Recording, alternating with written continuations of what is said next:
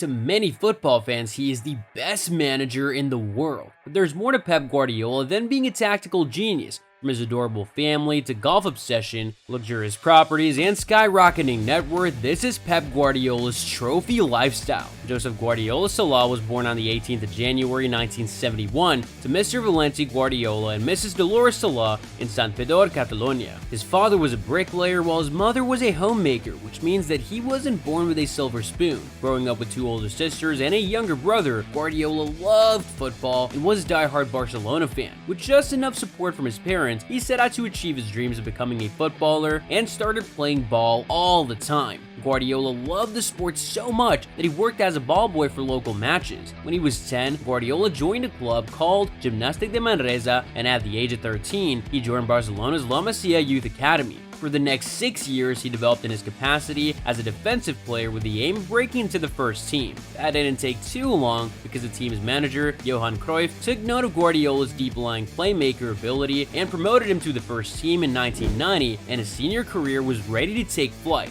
Guardiola played as a defensive midfielder, but was also better known for his passing ability, vision, and technique. By the 1991 and 92 season at the age of 20, he had already become a first-team regular and was a part of Johan Cruyff's dream team, famous for winning the club's first European Cup in 1992, as well as 4 consecutive league titles from 1991 to 1994. Guardiola then captained the team from 1997 until he left the club in 2001.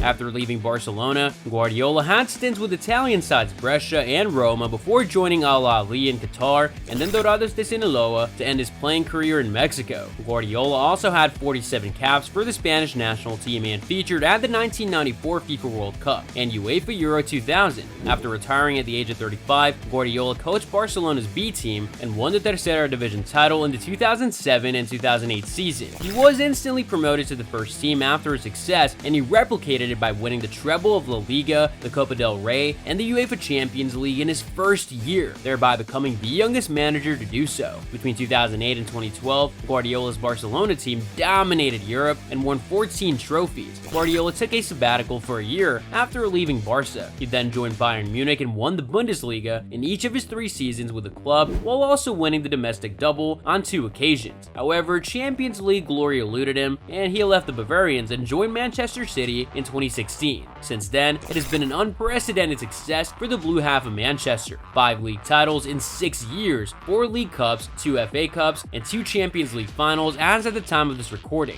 Guardiola has won the most consecutive league games in La Liga, the Bundesliga, and the Premier League, and has won scores of coaching and managerial awards thanks to his disciplined attacking and possession-based strategy. But let's step outside of football and see what's going on in the Catalan's life. The Manchester City boss is married to Cristina Serra. The couple met up when Pep was 18 years old, and they eventually had a long-term relationship before deciding to tie the knot in 2014. It was a private ceremony in Catalonia, and only close friends and family were in attendance. The couple is blessed with 3 kids, Maria, Marius, and Valentina. Guardiola's wife, Cristina, prefers a low-profile life, but we know that she runs a luxury fashion store. However, there was this one time Pep was rumored to be in a secret relationship with Gerard Piqué's recent girlfriend, Clara Chia, but tales of their affair have since died down. Former Tottenham player Dele Alli also had a rocky romance with Maria, Guardiola's eldest daughter, in the past. The city boss lives a purist lifestyle and has an incredible work ethic. He's the type of manager who could wake his player up in the middle of the night to discuss a particular tactic. His commitment to the game is unrivaled, but away from football, Guardiola is big on music and is a Coldplay fan. He often plays Coldplay's Viva La Vida for his squad before every match. Guardiola loves golf and often spends his free time playing the sport, but he is also a committed family man who spends quality time around nature with family and friends, visiting national parks, lakes, and tourist centers. Guardiola lives in a luxurious apartment in the Deansgate City Suites at the center of Manchester. The entire building is 16 stories high and has a staggering 237 1- and 2-bedroom apartments,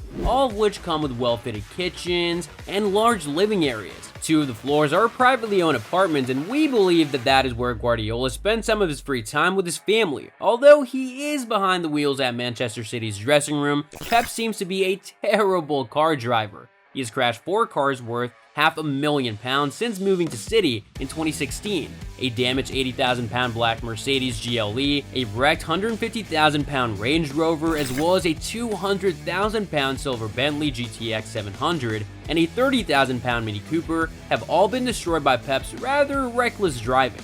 Thanks to his partnership with Nissan, Guardiola owns a brand new Nissan Leaf and also a Nissan Ariya in his collection. Guardiola owns several other luxury properties, but is not keen on having any tattoos on his body. Guardiola remains one of the highest paid football managers in the world. His recent contract extension at City saw him become the highest paid manager in the Premier League, with the gaffer now earning $20 million per year. But his earnings are not just limited to football. Guardiola has numerous lucrative sponsorship deals with Puma, Nissan, among several others. He also co-owns a Catalonian restaurant called The First Taste of Tart in Manchester and several other businesses. Putting it all together, Guardiola's net worth is around the ballpark of $53 million.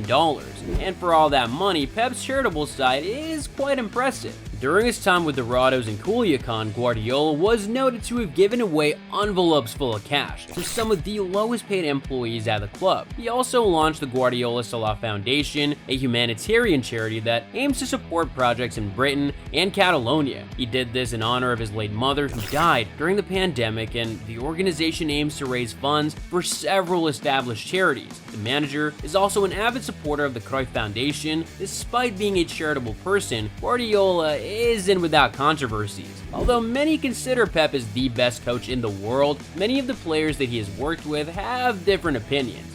Guardiola literally ended Yaya Touré's career at Manchester City and received a lot of backlash for how he treated the midfielder.